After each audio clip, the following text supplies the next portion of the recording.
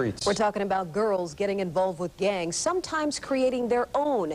They join forces for protection and defend one another against rival neighborhoods. These aren't the girls from next door. And as Fox 5's Sherry Lee found out, these girls are dangerous. The mean streets are getting meaner, and it's the girls getting more violent. I didn't care about nothing. I just did anything. Fighting, stealing, and sometimes people die. Because most people getting killed and stuff over that. Does that scare you, knowing that? Yes. Tina ran with the Crazy Mob, a gang of girls in her D.C. neighborhood that grew up together, and as they got older, got into trouble together. She joined when she was 12 to be noticed and prove she was tough. I was fighting, cutting teachers out. Just everybody think you can name. And she doesn't want her old friends to know she's talking. If we thought you do more bad stuff, people would notice you. D.C. police count more than 20 girl groups in the city. Most aren't considered gangs by law enforcement standards because they're not involved in organized criminal enterprises. But these girls can be just as violent. They may get in their little groups and battle, and they may fight, and sometimes it can even turn into gunplay.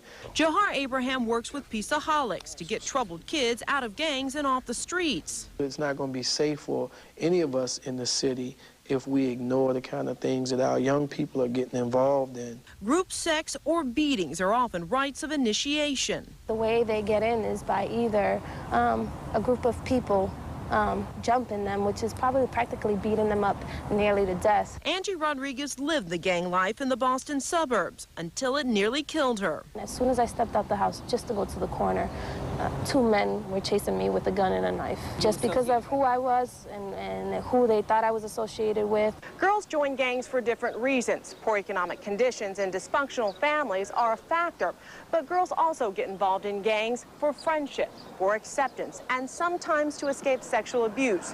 They fight over how another girl looks or dances, over boyfriends, and to represent their neighborhoods. Some girls do it to show off or to be like, they're not scared of nobody. There are no hard numbers on how many girls are in gangs. Law enforcement reports estimate 8 to 11% of gang members are girls, but ask the girls themselves, and that number jumps as high as 38%.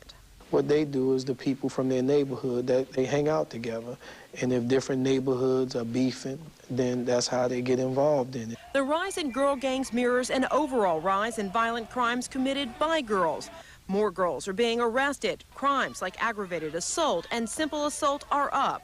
The growing violence is why Tina got out. When my cousin got killed, that just hurt me to the heart. Abraham and Peaceoholics helped her. None of them, if you talk to them, want to be locked up or want to be violent or want to be uneducated. You know, they just need an alternative. But to get out, members sometimes have to be jumped out, beaten just like the initiation to get in. Get disfigured, you know, they get scars on their faces, anywhere in their body, and it's really bad. Cynthia Valdez, a founding member of a violent Boston girl gang, got tired of being in jail and put in foster homes. Now she and Rodriguez are back on the streets, only this time it's different. If I can help them get out of the gang before it's too late, it means the world to me.